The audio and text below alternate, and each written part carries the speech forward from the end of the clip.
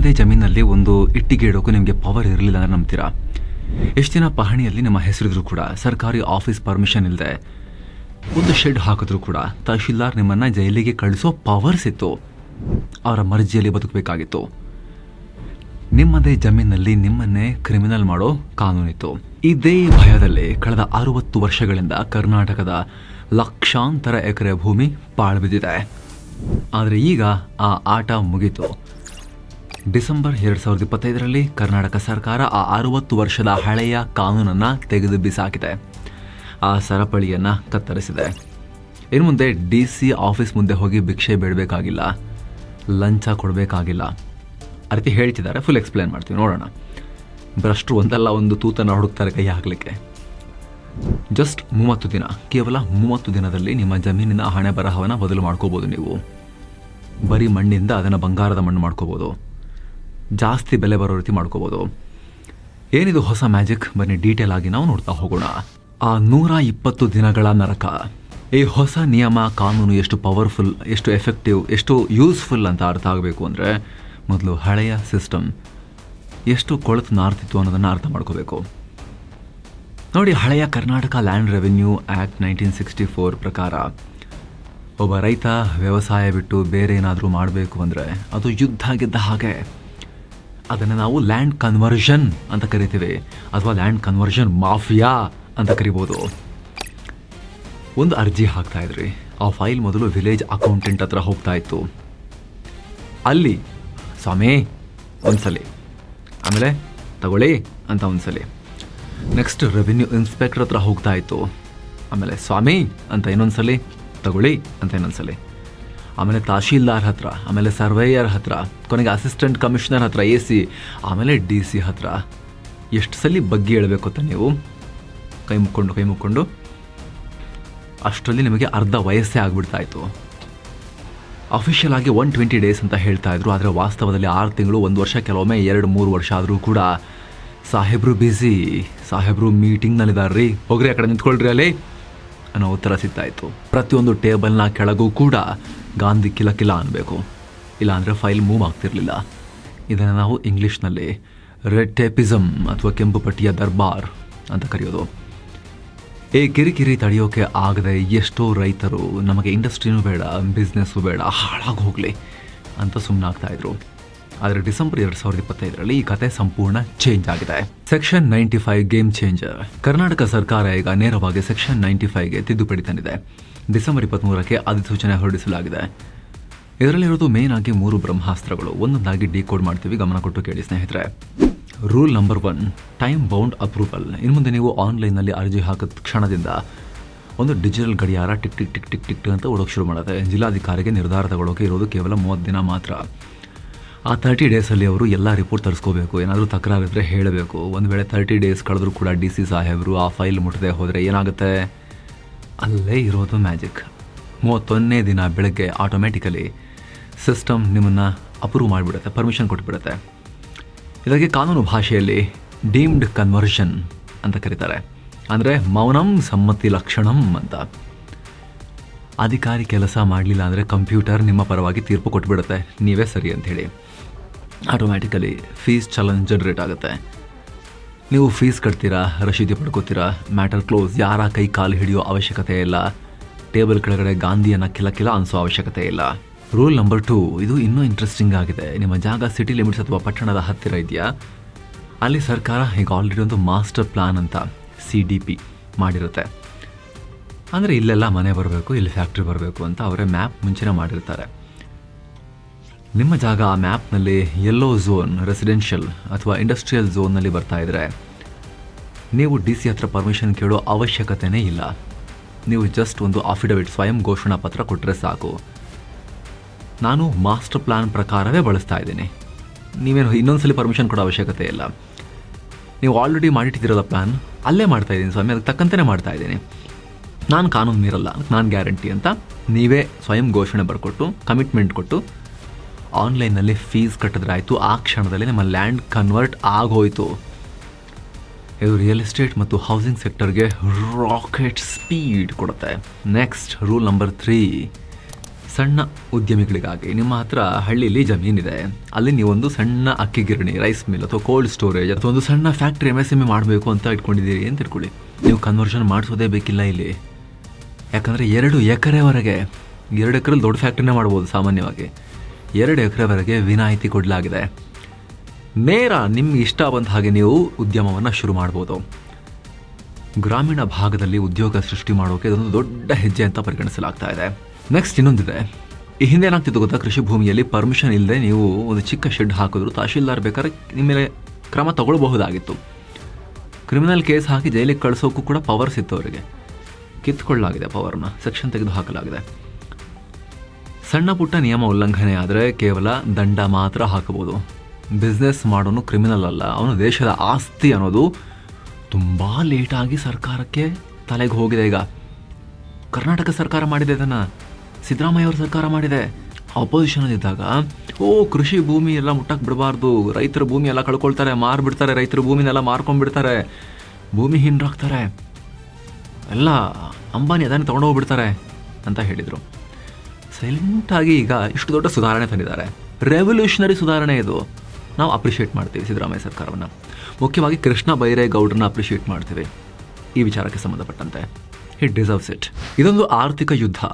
ಇಲ್ಲಿ ನಿಮಗೊಂದು ಪ್ರಶ್ನೆ ಬಂದಿರ್ಬೋದು, ಸ್ವಾತಂತ್ರ್ಯ ಬಂದು 75 ವರ್ಷ ಆಯಿತು, ಇಷ್ಟು ವರ್ಷ ಸುಮ್ಮನಿದ್ದ ಸರ್ಕಾರಕ್ಕೆ ಇದ್ದಕ್ಕಿದ್ದ ಹಾಗೆ ಇವಾಗಲೇ ಯಾಕೆ ಜ್ಞಾನೋದಯ ಆಯಿತು ಅಂತ.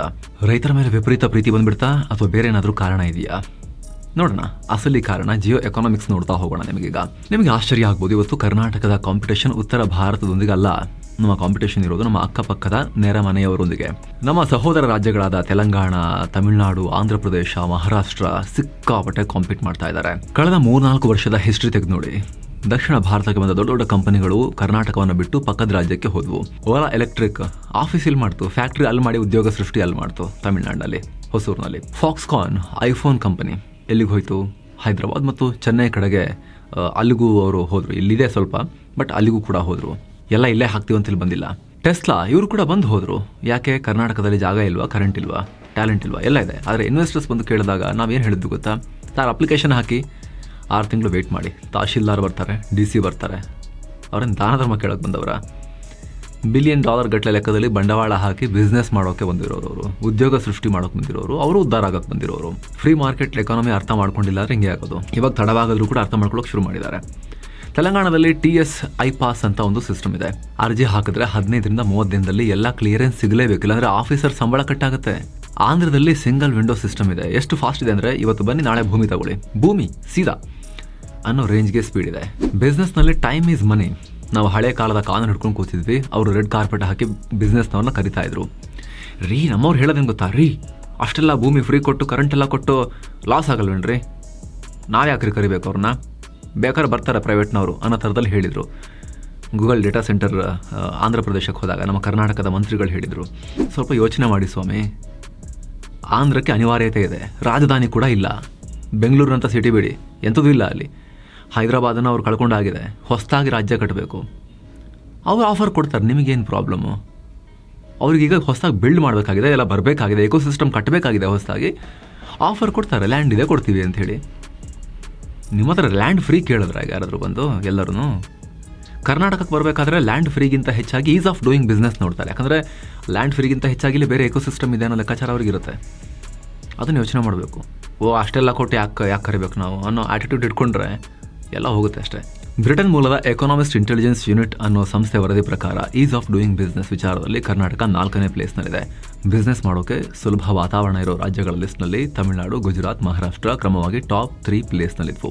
ಆದರೆ ಇತ್ತೀಚೆಗೆ ಕರ್ನಾಟಕ ಈ ಸ್ಥಾನದಲ್ಲಿ ಕೆಳಕ್ಕೆ ಕುಸಿಯುವ ಭೀತಿಯನ್ನು ಫೇಸ್ ಮಾಡ್ತಿದೆ. ವಿದೇಶಿ ಹೂಡಿಕೆದಾರರು FDI ಮುಖ ತಿರುಗಿಸಿ ಬೇರೆ ಕಡೆಗೆ ಹೋಗ್ತಾ ಇತ್ತು ನಮ್ಮಿಂದ. ಇಷ್ಟು ಬಂದಿದೆ ಕಳೆದ 5 ವರ್ಷಗಳಲ್ಲಿ. ಬೆಂಗಳೂರಿಗೆ ಬರುತ್ತೆ, ಇನ್ನೊಂದು ಸ್ವಲ್ಪ ವರ್ಷನೂ ಬರುತ್ತೆ. ಯಾಕಂದರೆ ಆಲ್ರೆಡಿ ನಮ್ಮದೊಂದು ಎಕೋಸಿಸ್ಟಮ್ ಬಿಲ್ಡ್ ಆಗಿದೆ. ಆದರೆ ಹೊಸ ಮರಿಗಳ ಮುಂದೆ ನಾವು ಗ್ರೋ ಆಗ್ತಿದ್ದೀವಾ ಅಥವಾ ನಮ್ಮ ಅವಕಾಶಗಳನ್ನು ಅವ್ರು ಕಿತ್ಕೊಳ್ತಿದ್ದಾರಾ ಅದು ನೋಡಬೇಕಾದ ನಾವು. 1-2 ಕೋಟಿ ಅಲ್ಲ, ಲಕ್ಷಾಂತರ ಕೋಟಿ ಕಳ್ಕೊಳ್ಳೋಕೆ ಶುರು ಮಾಡಿದ್ವಿ ನಾವು. ಬಂಡವಾಳ, ನಮ್ಮ ಯುವಕರಿಗೆ ಸಿಗಬೇಕಾಗಿದ್ದ ಲಕ್ಷಾಂತರ ಉದ್ಯೋಗಗಳು, ಇದೆಲ್ಲವನ್ನ ಕಳ್ಕೊಳ್ಳೋಕೆ ಶುರು ಮಾಡಿದ್ವಿ. ಸರ್ಕಾರ ಕಡೆಗೂ ಅಲರ್ಟ್ ಆಗಿದೆ. ಈಗ ನಾವು ಇನ್ನೂ ಎಚ್ಚೆತ್ತುಕೊಳ್ಳಿಲ್ಲ ಅಂದರೆ ರಾಜ್ಯ ಮುಂದಿನ ದಿನಗಳಲ್ಲಿ ಖಾಲಿ ಆಗುತ್ತೆ ಅನ್ನೋ ಭಯ ಬಂದಿದೆ. ಆ ಭಯದ ರಿಸಲ್ಟ್ ಈ ಹೊಸ ಕಾನೂನು. ಇನ್ನೊಂದು ಕಡೆ ಸರ್ಕಾರಕ್ಕೆ ದುಡ್ಡಿನ ಅವಶ್ಯಕತೆ ಕೂಡ ಇದೆ. ಲಕ್ಷಾಂತರ ಎಕರೆ ಜಮೀನು ಕನ್ವರ್ಷನ್ ಆಗದೆ ಅನಧಿಕೃತವಾಗಿ ಬಳಕೆಯಾಗ್ತಿದೆ. ಇವು ಅಧಿಕೃತವಾಗಿ ಕನ್ವರ್ಟ್ ಆದರೆ ಕನ್ವರ್ಷನ್ ಫೀಸ್ ಮತ್ತು ಪ್ರಾಪರ್ಟಿ ರಿಜಿಸ್ಟ್ರೇಷನ್ ಮೂಲಕ ಬೊಕ್ಕಸಕ್ಕೆ ಸಾವಿರಾರು ಕೋಟಿ ರೂಪಾಯಿ ಇನ್ಕಮ್ ಬರುತ್ತೆ. ಒಂದೇ ಏಟಿಗೆ 2 ಹಕ್ಕಿ ಹೊಡೆದ ಹಾಗೆ, ಒಂದ್ ಕಡೆ ಹೂಡಿಕೆ ತರೋದು, ಇನ್ನೊಂದ್ ಕಡೆ ಸರ್ಕಾರದ ಖಜಾನೆ ತುಂಬಿಸೋದು. ಯಾರಿಗೆ ಲಾಭ, ಯಾರಿಗೆ ನಷ್ಟ? ದೊಡ್ಡ ದೊಡ್ಡ ಕಂಪನಿಗಳು ಬಿಡಿ, ಗ್ರೌಂಡ್ ಲೆವೆಲ್ನಲ್ಲಿ ನಿಮ್ಮಂತ ನಮ್ಮಂತ ಸಾಮಾನ್ಯ ಜನರಿಗೆ, ರೈತರಿಗೆ ಏನು ಲಾಭ ಆಗುತ್ತೆ ಅಂತ ಕೂಡ ನೋಡೋಣ. ರೈತರ ಜಮೀನಿಗೆ ಚಿನ್ನದ ಬೆಲೆ ಬರ್ಬೋದು. ಬರೀ ಇದು ಭತ್ತ ಬೆಳೆಯೋಕೆ, ಶುಂಠಿ ಹಾಕಕ್ಕೆ, ಹೆಚ್ಚಂದ್ರೆ ಅಡಿಕೆ ತೋಟ ಹಾಕಕ್ಕೆ ಅಂತ ಇದ್ದಂತಹ ಲ್ಯಾಂಡ್ ಇವತ್ತು ಹೈ ವ್ಯಾಲ್ಯೂ ಗೂಡ್ಸ್ ಅನ್ನ ಮ್ಯಾನುಫ್ಯಾಕ್ಚರ್ ಮಾಡೋ ಜಾಗ ಆಗ್ಬೋದು. ಸೊ ರೇಟ್ ಜಾಸ್ತಿ ಸಿಗ್ಬೋದು. ಭ್ರಷ್ಟಾಚಾರಕ್ಕೆ ಕಡಿವಾಣ ಬೀಳ್ಬೋದು. ಊರುಗಳ ಅಭಿವೃದ್ಧಿ ಆಗ್ಬೋದು. ಟೈರ್ 2, ಟೈರ್ 3 ಸಿಟಿ ಟೌನ್ಗಳು ಬೆಳಿಬೋದು. ಇದರಲ್ಲಿ ಮೊದಲನೇ ಪಾಯಿಂಟ್ ಬಗ್ಗೆ ನೋಡಿದ್ರೆ ರಿಯಲ್ ವ್ಯಾಲ್ಯೂ ಫಾರ್ ಲ್ಯಾಂಡ್. ಇದುವರೆಗೂ ರೈತ ಕಷ್ಟ ಬಂತು ಅಂತ ಜಮೀನು ಮಾರಕ್ಕೆ ಹೋದ್ರೆ, ಅಯ್ಯೋ ಇದು ಅಗ್ರಿಕಲ್ಚರ್ ಲ್ಯಾಂಡ್ ಕಣಪ್ಪ, ನಾನೇನು ಶುಂಠಿ ಹಾಕ್ಲಾ, ಇಲ್ಲಿ ಭತ್ತ ಹಾಕ್ಲಾ ಅಂತ ಕಮ್ಮಿ ರೇಟಿಗೆ ಕೇಳ್ತಾ ಇದ್ರು. ಇರ್ಲಿ ಬೇಕಾದ್ರೆ ತಗೊಂಡು ಇಟ್ಕೊತೀನಿ, ಸುಮ್ಮನೆ ಇಡಕ್ಕಷ್ಟೇ ಕಮ್ಮಿ ಕೊಡು ಅಂತ. ಅಥವಾ ಬ್ರೋಕರ್ಸ್, ನಾನು ಕನ್ವರ್ಷನ್ ಮಾಡಿಸ್ಕೊಡ್ತೀನಿ, ಹಾಫ್ ಕಮಿಷನ್ ಕೊಡಿ ಅಂತ ಕೇಳ್ತಾ ಇದ್ರು. ಈಗ ಆ ದಂಧೆ ಬಂದಾಗಿದೆ. ರೈತರೇ ರಾಜರು. ಕನ್ವರ್ಷನ್ ಸುಲಭ ಆಗಿರೋದ್ರಿಂದ ಸಿಟಿ ಹತ್ರ ಇರೋ ನಿಮ್ಮ ಜಮೀನಿಗೆ ಮಾರ್ಕೆಟ್ ರೇಟ್ ಸಿಗಬಹುದು. ಎರಡನೇದು ಭ್ರಷ್ಟಾಚಾರಕ್ಕೆ ಸರ್ಜಿಕಲ್ ಸ್ಟ್ರೈಕ್. ಲಂಚ ಎಲ್ಲಿ ಹುಟ್ಟುತ್ತೆ, ಎಲ್ಲಿ ಈ ಅಧಿಕಾರಿಗಳು ಬಂದು ಅವರ ಸೈನ್ ಹಾಕಬೇಕು ನಿಮಗೆ, ಇಲ್ಲಾಂದ್ರೆ ಮುಂದಕ್ಕೆ ಹೋಗಲ್ಲ ಅನ್ನೋ ಸಿಚುವೇಶನ್ ಎಲ್ಲಿರುತ್ತೋ ಅಲ್ಲಿ ಲಂಚ ಇರುತ್ತೆ. ಆ ಕಾಂಟ್ಯಾಕ್ಟ್ನ ಕಟ್ ಮಾಡಲಾಗ್ತಿದೆ. ಎಲ್ಲವೂ ಆನ್ಲೈನ್ ಅಪ್ಲಿಕೇಶನ್, ಪೇಮೆಂಟ್, ಅಪ್ರೂವಲ್ ಎಲ್ಲವೂ ಡಿಜಿಟಲ್. ಯಾರನ್ನು ಭೇಟಿ ಮಾಡೋ ಹಾಗಿಲ್ಲ ಅಂದಮೇಲೆ ಲಂಚ ಯಾರಿಗೆ ಕೊಡ್ತಾರೆ? ಮೂರನೇದು ಟೈರ್ 2 ಸಿಟೀಸ್ ಗ್ರೋತ್. ಬೆಂಗಳೂರಿಗೆ ಆಲ್ರೆಡಿ ತುಂಬಿ ತುಳುಕ್ತಾ ಇದೆ.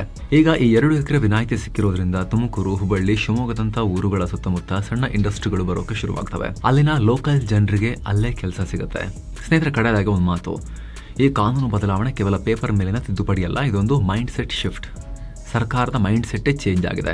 ಎಷ್ಟು ದಿನ ಸರ್ಕಾರ ಅಂದರೆ ತಡೆಯೋದು, ಕಾಯಿಸೋದು, ರೂಲ್ಸ್ ಹೇಳಿ ಜನರನ್ನ ಬೆದರಿಸೋದಂದ್ರೆ ಯಾವ ಲೆವೆಲ್ಗೆ? ಅಲ್ಲಿರೋ ವಾಚ್ಮ್ಯಾನ್ ಕೂಡ ನಿಮ್ಮನ್ನ ಕಣ್ಣಲ್ಲೇ ಹೆದರಿಸ್ಬಿಡ ಹಿಂಗಂತ ಹೇಳೋ ಮಟ್ಟಿಗೆ, ನಿಮ್ಮನ್ನ ಧಮಕಿ ಹಾಕಿ ಕೂರಿಸೋ ಮಟ್ಟಿಗೆ ಜನ ಪ್ಯಾನಿಕ್ ಆಗ್ತಾ ಇದ್ರು ಸರ್ಕಾರಿ ಕಚೇರಿಗಳಿಗೆ ಕಾಲಿಡೋದು ಅಂತ ಹೇಳಿದ್ರೆ. ಆದರೆ ಕಡೆಗೂ ಕೂಡ ಈಗ ಜನರೇ ರಿಯಲ್ ಬಾಸ್ ಆಗ್ತಿದ್ದಾರೆ. ಅಟ್ಲೀಸ್ಟ್ ಈ ಲ್ಯಾಂಡ್ ಕನ್ವರ್ಷನ್ ವಿಚಾರಕ್ಕೆ ಸಂಬಂಧಪಟ್ಟಂತೆ ಇದನ್ನು ಎಲ್ಲ ಕಡೆ ತಗೊಬನ್ನಿ. ಎಲ್ಲ ಡಿಪಾರ್ಟ್ಮೆಂಟ್ನಲ್ಲಿ, ಎಲ್ಲ ಪ್ರೋಸೆಸ್ನಲ್ಲೂ ಕೂಡ ಹಿಂಗೆ ಮಾಡಿ. ಹಿಂಗೆ ಇರಬೇಕಾಗಿರೋದು. ಸರ್ಕಾರ ಏನು ಗೊತ್ತಾ, ನಾವು ಜನ ಎಲ್ಲ ಸೇರ್ಕೊಂಡು ಮಾಡಿರೋ ಕಸ್ಟಮರ್ ಸರ್ವಿಸ್ ಟೀಮ್ ಅದು. ಫ್ಲಿಪ್ಕಾರ್ಟ್, ಅಮೆಝಾನ್, ಮಿಂತ್ರಾ, ಈ ಜಿಯೋ, ಏರ್ಟೆಲ್ ಇವ್ರದ್ದೆಲ್ಲ ಕಸ್ಟಮರ್ ಕೇರ್ ಇರುತ್ತಲ್ಲ, ಬ್ಯಾಂಕ್ದು ಕಸ್ಟಮರ್ ಕೇರ್ ಇರುತ್ತಲ್ಲ, ಫೋನ್ ಮಾಡಿಬಿಟ್ಟು ನಾವು ಕೇಳ್ತೀವಲ್ಲ, ರೀ ಅದು ಆಗ್ಬೇಕ್ರಿ, ಹಿಂಗೆ ಆಗ್ಬೇಕ್ರಿ ಅಂಥೇಳಿ. ಹಾಗೆ ನಮಗಿರೋ ಸಮಸ್ಯೆಗಳನ್ನು ಹೇಳೋಕ್ಕೆ, ನೀವು ವ್ಯವಸ್ಥೆ ಮಾಡಿಕೊಡಿ ಅಂತ ಹೇಳೋಕ್ಕೆ ನಾವು ಸಂಬಳ ಕೊಟ್ಟು, ನಾವು ಓಟ್ ಹಾಕಿ ಅಧಿಕಾರಕ್ಕೆ ತಂದು ಕೂರಿಸಿರೋದು ಈ ಸಿಸ್ಟಮನ್ನು, ಈ ಸರ್ಕಾರವನ್ನು. ಹಾಗೇ ಇರಬೇಕು. ಕಸ್ಟಮರ್ ಸರ್ವಿಸ್ ಥರನೇ ಟ್ರೀಟ್ ಮಾಡಬೇಕು. ಪ್ರಜೆಗಳೇ ಪ್ರಭುಗಳ ಥರ ಟ್ರೀಟ್ ಮಾಡಬೇಕು ಮುಂದೆ ಕೂಡ. ಎಲ್ಲ ಡಿಪಾರ್ಟ್ಮೆಂಟಲ್ಲೂ ಹಿಂಗೆ ಆಗಬೇಕು. ಇಲ್ಲ ಅಂದರೆ 60 ವರ್ಷ ಹಳೆ ಕಾನೂನು ಹಿಡ್ಕೊಂಡು, ಬ್ರಿಟಿಷರ ಕಾಲದ ಹಿಡ್ಕೊಂಡು ಅವರು ಜನರನ್ನ ಹದ್ದುಬಸ್ತಲ್ಲಿ ಇಡಕ್ಕೆ ಮಾಡ್ಕೊಂಡಿದೆ ಎಲ್ಲವನ್ನ ಕೂಡ. ನಮ್ಮ ಜನರನ್ನ ಶೋಷಣೆ ಮಾಡಿ ಹದ್ದುಬಸ್ತಲ್ಲಿ ಹಿಡ್ಕೊಳ್ಳೋಕ್ಕೆ. ನಿಮಗೇನಕ್ಕೆ ಆ ಕಾನೂನು ತೆಗೆದು ಬಿಸಾಕಿಯಲ್ಲ, ಚೇಂಜ್ ಮಾಡಿ. 21ನೇ ಶತಮಾನದ ಆರ್ಥಿಕ ಯುದ್ಧ ಗೆಲ್ಲಕ್ಕಾಗಲ್ಲ ಇಲ್ಲ ಅಂದರೆ. ಈಗ ನಿಮಗೇನು ಅನಿಸುತ್ತೆ, ಈ 30 ದಿನದ ಮ್ಯಾಜಿಕ್ ಸಿಸ್ಟಮನ್ನು ನೀವು ಯೂಸ್ ಮಾಡ್ಕೊಳ್ತೀರಾ ನಿಮ್ಮ ಜಮೀನಿದ್ರೆ? ಯಾವ ಥರ ಲ್ಯಾಂಡ್ ಕನ್ವರ್ಷನ್ ಬಗ್ಗೆ ನೀವು ಥಿಂಕ್ ಮಾಡಿದ್ರೆ ಈ ಹಿಂದೆ? ಈ ಬದಲಾವಣೆ ನೋಡಿದ್ಮೇಲೆ ನಿಮಗೆ ಸ್ವಲ್ಪ ನೆಮ್ಮದಿಯ ನಿಟ್ಟುಸಿರು ಏನಾದರೂ ಕೂಡ ಫೀಲ್ ಆಗ್ತಾ ಇದೆಯಾ? ಕಾಮೆಂಟ್ ಮಾಡಿ ತಿಳಿಸಿ. ಹಾಗೆ ವಿಡಿಯೋ ಇಷ್ಟ ಆಗಿದ್ರೆ ಲೈಕ್ ಮಾಡಿ, ಎಲ್ಲರಿಗೂ ಶೇರ್ ಮಾಡಿ ಉಪಯುಕ್ತ ಮಾಹಿತಿಯನ್ನು. ಮತ್ತೆ ಭೇಟಿ ಆಗ್ತಿರೋಣ ಸ್ನೇಹಿತರೆ. ಹಾಗೆ ವಿಡಿಯೋ ಕೆಳಗಡೆ ಜಾಯಿನ್ ಅಂತ ಒಂದು ಬಟನ್ ಇದೆ, ಅದ್ರ ಮೇಲೆ ಕ್ಲಿಕ್ ಮಾಡೋ ಮೂಲಕ ನೀವು ಮಸ್ಮಗ ಪ್ರೀಮಿಯಂ ಮೆಂಬರ್ಶಿಪ್ ಕುಟುಂಬವನ್ನು ಸೇರ್ಬೋದು. ಆಮೇಲೆ ಎಲ್ಲ ಮೆಂಬರ್ ಓನ್ಲಿ ವೀಡಿಯೋಸನ್ನು ನೋಡೋಕೆ ಶುರು ಮಾಡ್ಬೋದು. ಮತ್ತೆ ಭೇಟಿ ಆಗ್ತಿರೋಣ. ನಮಸ್ತೆ.